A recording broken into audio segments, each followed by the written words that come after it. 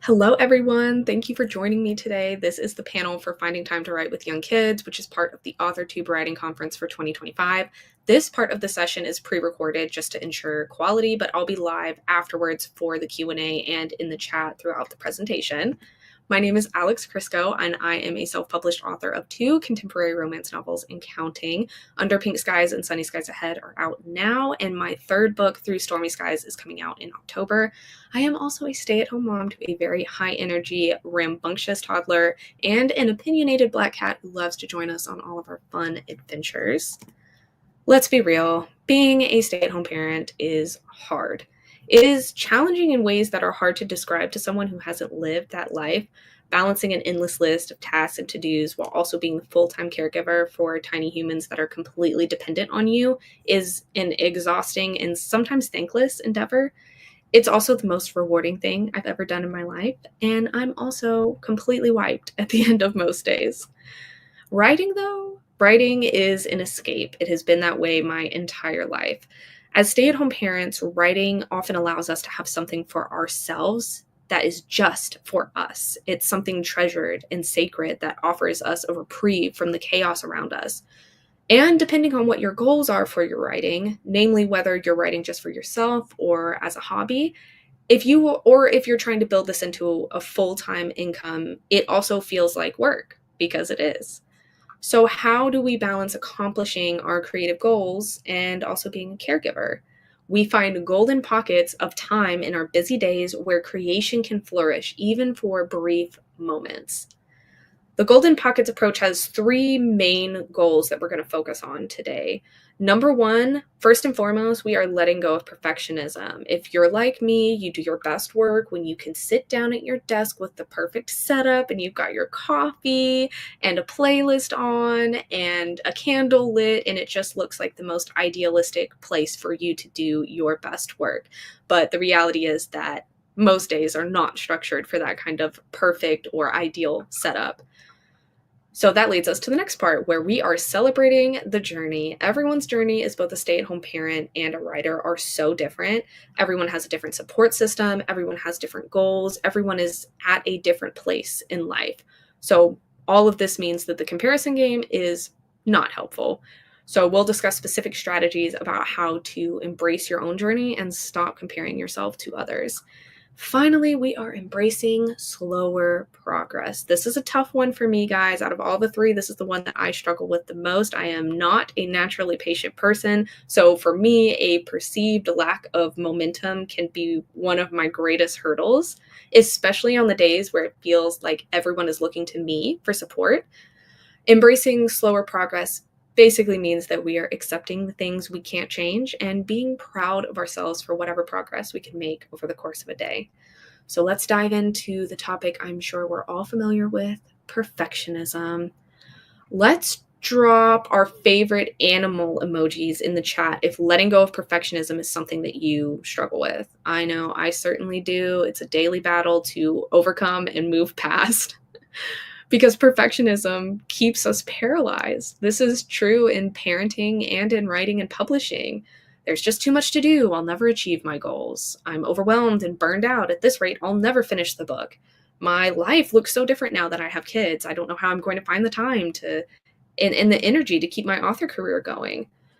And the truth is, our brains love to make connections between our current circumstances and our potential. So how do we let go of perfectionism in our pursuit of balance? My number 1 tip, y'all, embrace the phone draft. Postpartum is what made me a true believer in the phone draft. I think that's often where the real magic happens. In between chaotic moments, I can pull my phone out, type out a quick little scene idea or a dialogue snippet that came to me, and then put my phone away, knowing that my ideas are safe and sound and I can come back to them later when I have more time. Abby Jimenez, one of my personal favorite authors, and if you don't know who she is a New York Times bestselling romantic comedy author. She writes the first draft of her books entirely on her phone. Like, her thumbs are just flying 85,000 words of some really great romance novels. I don't know if my thumbs are built for that personally, but it is proof that it can be done. My second suggestion is a pretty common one, which is to find a routine. And I'm sure you're asking, but Alex, what does that look like for stay-at-home parents who are balancing so many obligations? And the answer is more simple than we'd like to admit, and that's consistency. Consistency will net you more progress in the long run than waiting for those short bursts of creative energy during the moments where you have your perfect setup. I've also found that routine doesn't always mean the same thing every day, right? Routine relies on habit building and stacking to help you accomplish a long-term goal. So every day isn't the same, and you can tailor how you're showing up for yourself to your daily life. Next, we are discussing celebrating the journey. Drop your favorite colored heart emoji in the chat if this is the number one thing that you struggle with. This is something I'm slowly getting better at, but when I first started publishing, I really only celebrated the big stuff. Sound familiar? There are many benefits to celebrating your wins, but let's highlight a few of them before we get into specific strategies, because often it feels trivial to celebrate the small things. Raise your hand if you are a published author and you are guilty of checking your KDP royalties dashboard and seeing one single penny and sarcastically celebrating that one penny. Guilty as charged. The truth is that celebrating the small successes in our day is actually laying the groundwork for those bigger celebrations, like publishing an entire book, finishing a draft, sending it off to edits. Have you ever heard the quote, if you want to change the world, start with making your bed? There is unfortunately a reason why that works. Celebrating every checked box helps increase your confidence. With that comes a creation of forward momentum. You've already checked off one task, so what's another one? And the more tasks you complete, the more motivation you have to keep the cycle going. All of this in turn helps you develop a more resilient mindset. Instead of focusing on all the things you're doing wrong, you're focusing on all the things you're doing right. And a resilient mindset leads to, you guessed it, higher self-esteem. When we feel good about ourselves, we do our best work. Celebrating wins is a life-giving cycle. And here's the kicker. Celebrating every win will help you build resilience on your writing and publishing journey, but also your parenting journey. And if there's one thing I want you to walk away from this presentation with, it's the knowledge that parenting and writing don't have to exist separately. The skills you develop as you work on your writing craft and your publishing journey will also help you with your parenting and vice versa.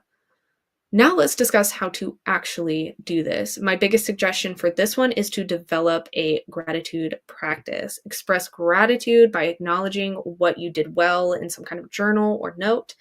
If a daily practice feels overwhelming, make it weekly instead. You don't want this to become just another task on a never-ending list of to-dos that you feel very overwhelmed by. Because again, the goal here is consistency over frequency. It matters far less how much you're doing a task and how you are showing up for yourself. I think a lot of times people get this confused, that they feel like consistency means the frequency with which you do something, but you don't have to do something every day for it to be a habit. If Saturdays are the one day that you devote to your writing, then go all in on that, right? I also want to briefly touch on this idea of reveling in the detours, because as writers, whether you're a plotter or a pantser, we have all had moments when we're writing, we're drafting, things are going, the words are flowing, and our characters start taking us in a completely different direction than what we've planned. This unfortunately applies to parenthood too. Some days we have the perfect outing in mind, and our toddler has the mother of all meltdowns on the driveway while trying to get out the door. Ask me how I know. Sit with those moments of distraction and interference, because let's be real, they happen. They happen more than we would like for them to. If you're a parent with school-aged children, quick sidebar, who are home for the summer, I know you are deep in the trenches of distraction and interference right now, and I see you. You're doing great. Feel the frustration. Don't try to push it away or just push through. Remind yourself that it is okay to be frustrated, and then make a new plan. This time, let's all drop our all-time favorite emojis in the chat, especially if you're someone who struggles with embracing your creative journey when you aren't making progress as quickly as you like. All progress is good progress. This is something that I repeat to myself as a mantra most days when I have a day where I can only get 100 words on the page and I'm on deadline and I need to be writing 1,300 a day in order to finish my book on time. Celebrate everything by acknowledging the steps you take daily. I would suggest a journal or a notes app. You can do this in the same vein as your gratitude practice. Y'all already know I love my notes app. Everything, my entire life is in my notes app. Um, because the reality is that not every day can be your best day. Not every day is a day where you're going to write 5,000 words or finish your edits and plot your novel and do all the things. But every new word on the page, every new page read, new sale is worth cheering over. Every time you take a step back and regulate your emotions before helping your child through a big feeling, that's a win.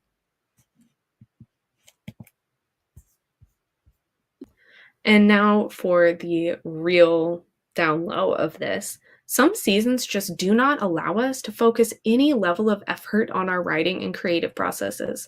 My son went through a terrible 4-month sleep regression from like months 4 to 9. I was genuinely just focused on making it to the next day. And at the time, I spent a lot of my emotional energy beating myself up for not being able to do more. But the truth is that that season was so tough. I was emotionally sleep deprived, physically drained. I just didn't have anything left in me to devote to my writing at the time. And that was okay because it was temporary. Seasons change. So if you are a parent in the throes of a hard season, please hear me when I say that if all you did today was survive, that's okay. And today, or whenever you're watching this session, you get to add a big check mark to that list because you showed up. You invested in yourself today. Your writing will always be there for you. That story you want to tell, it will wait for you. There is no rush. There is no timeline. And in case no one has told you today, you're doing great. We are big fans of Bluey over here at my house. So from one Bluey lover to another, you're doing great. The Golden Pockets approach is all about the big picture. As stay-at-home parents, the day-to-day often feels really overwhelming, and it's hard for us to dream big or remember that every phase of life has its own unique challenges. By focusing on what you can do, instead of focusing on all the things you want to do and simply don't have the capacity for, will help you build momentum in the long run. We've probably all heard this quote that is most often attributed to Emerson about how it's not the destination, but the journey that counts. This is true in parenting the same way it is in writing. We don't become better at writing by not writing. We become better writers by practicing and trying new things. Every day is a new chance to learn and grow.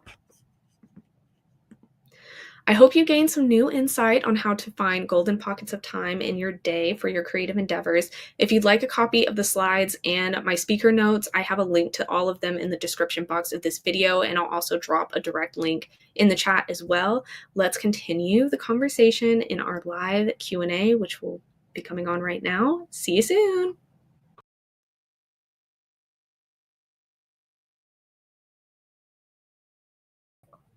Hello, friends.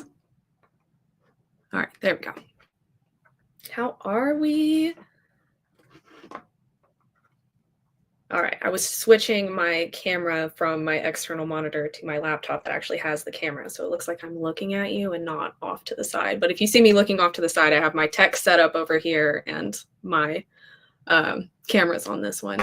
But we have had so many good discussions in the chat. This is the main reason why I wanted to pre-record the slides so that I could focus on being active in the chat and just kind of encouraging that conversation. Let's see here. We were talking a little bit about how sleep can be rough, and Fiona, you are so right. They will sleep better, but getting used to less sleep is a skill I've found so helpful indeed. Just being able to exist off of having little to no sleep is definitely a skill that needs adjusting sometimes when you have young kids in the house. And then teenagers still have tantrums and fight. By the time my boys are almost 20 and 16, you know what? I believe it. And I have a feeling my son will probably be the same. He has a zest for life that cannot be quenched, and he has pretty much his entire life. So that's fun. Oh. Oh, beautiful turquoise wall behind you. Thank you. You know, I love that you said that because I was just talking to somebody about how I don't love the green wall sometimes because all of the walls in this room are green. And I don't love it, but that just made my day because sometimes I get like in the weeds about the green wall. Like I want to change it, but then that would involve taking all the furniture out of the room, and that is not something we're going to do at this stage of life.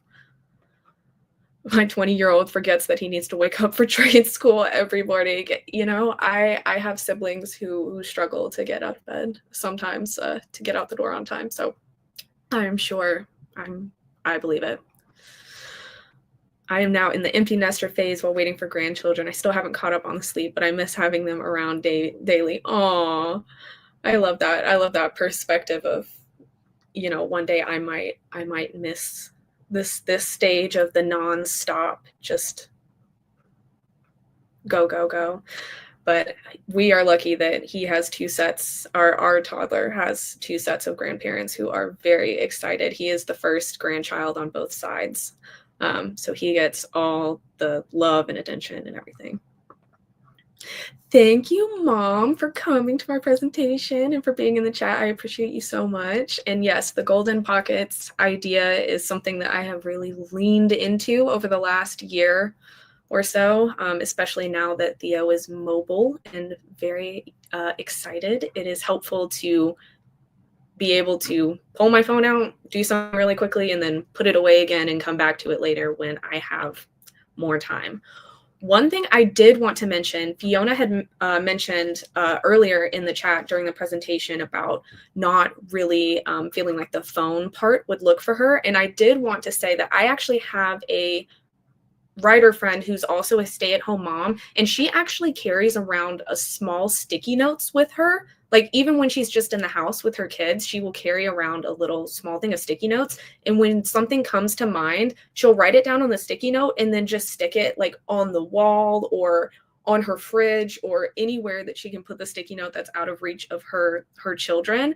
And then at the end of the day, she goes around the house and she collects all of those sticky notes and then brings them to her desk. And even if she doesn't have the time or energy to go through those sticky notes that she's collected over the course of the day, she just puts them in a place on her desk and revisits them later. And I actually kind of thought that was a genius idea because when you are chasing children around, sometimes you don't have a central location to bring things back to. So this idea that you could just have sticky notes and you could put them anywhere that you are. If you're in the living room, you can like put it on the wall out of reach. If you're in the kitchen, you could put it on the fridge. You could anywhere that you have a space to put it somewhere, you could do that.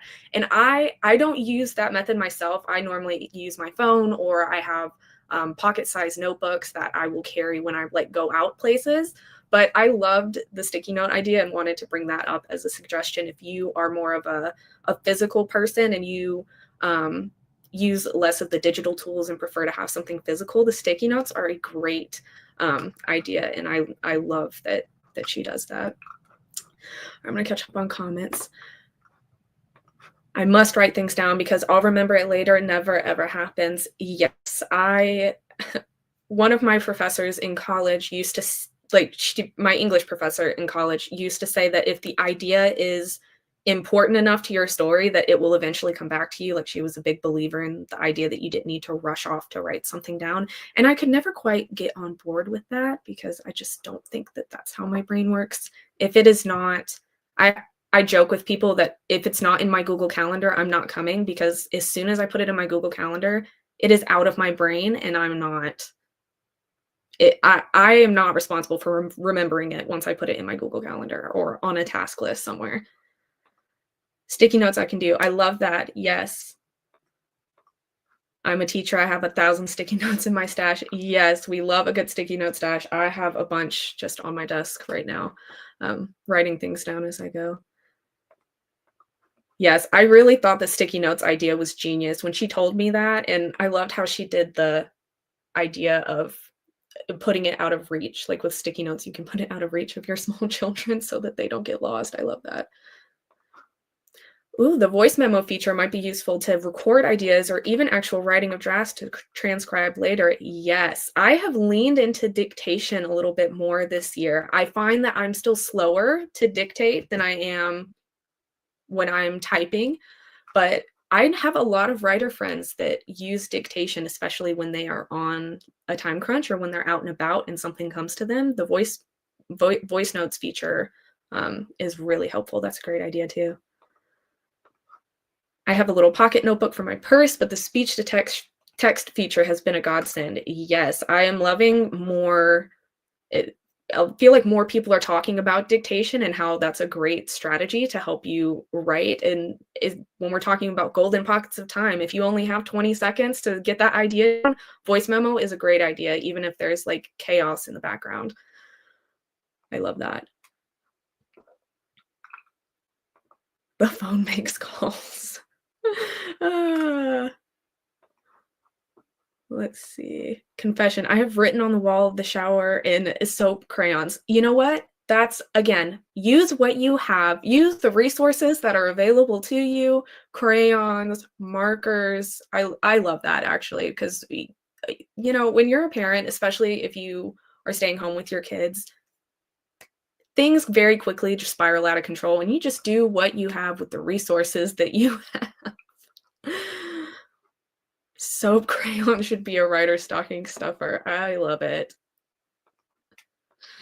I used to write at the bus stop while waiting for the kids. Yep, genius. Those small moments when you're sitting in the pickup line at school, I know that's a big thing. We're preparing for our toddler is going to preschool in the fall, and I have already started identifying places that are close by to his preschool so that I don't have to drive all the way home to get all my writing stuff. Like I am going to maximize my time.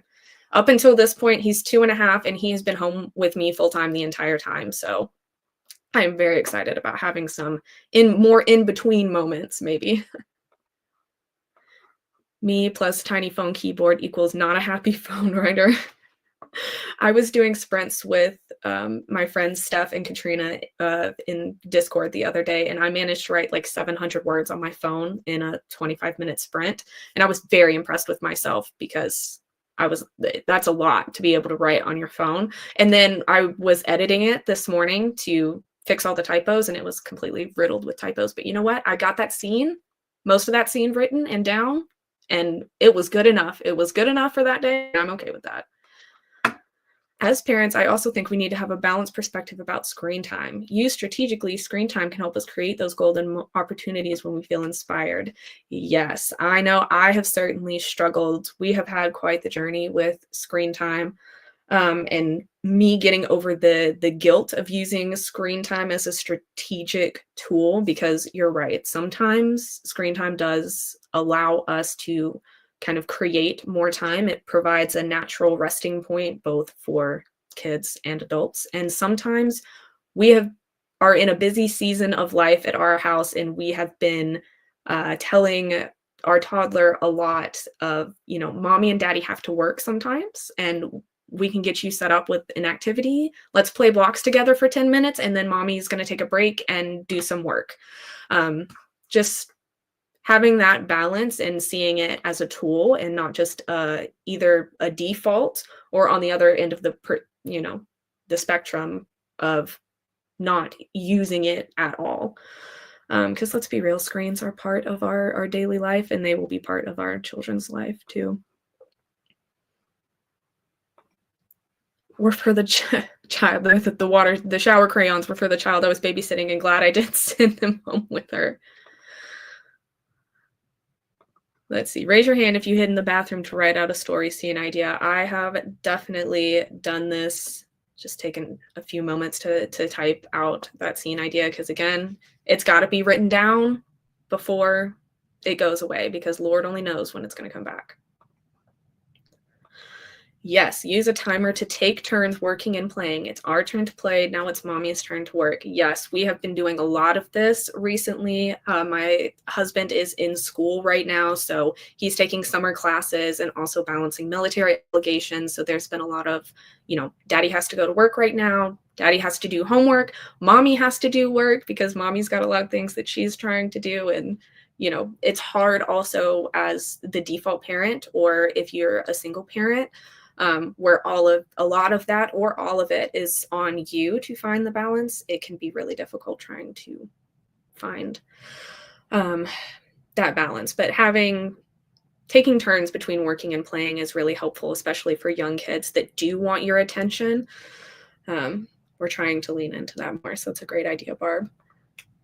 Yes, 4 minutes until next session. Thank you guys so much for being here. Feel free to drop a few more questions in the chat if anyone has any more. I have really enjoyed it. This is my first time presenting at AWC. I attended last year as a reader and writer. And I just love the community that Shannon and Devin and everyone have built here. It is fabulous. If you were not able to check out the sessions from Friday and yesterday, I highly encourage you to do so. The great thing about AWC is that they will always be in a playlist, so you can go back and revisit all of the tips and resources whenever you want. I also want to direct your attention to the feedback form to enter giveaways. So for every session you attend, go in and fill out the feedback form. That's going to enter you into win any number of giveaways. There's everything from signed books to access to writer software, all sorts of great giveaways in there. So fill out the feedback form. It's helpful for us as presenters and also for AWC as they get into planning next year's conference. Thank you so much, Fiona, for showing up for yourself and for being here. I so enjoyed getting to talk to you, and I hope that you're able to revisit this going forward. And yes, there's also speaker awards as well. So if there is a session you attended that you were like, yes, this was incredible, I needed this, please go in and vote for that as well. Again, AWC has so many fun games and resources this year, so be sure to check all of them out. Thank you, Barb, for being here. Slides are amazing. Thank you. Shout out to Canva for having the cutest slides available. I really enjoyed it. I just played with the fonts a little bit.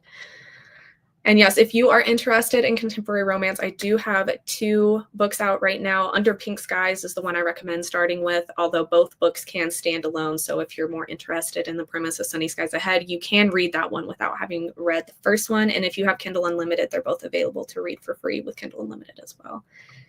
Thank you, Devin.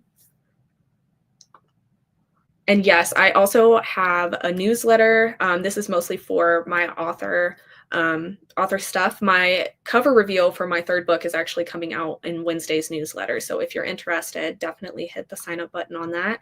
And I also want to give a big shout out to Mama Maggie, who is my amazing moderator for this. Thank you so much for helping me with chat, Mama Maggie, and for dropping links. You are fabulous. And then there's also going to be a Manic Monday stream tomorrow afternoon. Just as sort of a final wrap up to AWC. There's a closing session this afternoon. And then Manic stream tomorrow. Thank you so much, Blast Rights, for being here. I appreciate you. And thank you, Six Cats Press. I'm going to go ahead and end the stream so you guys have time to get to your next session. But thank you so much for being here, and I hope to connect with you soon. Bye, guys.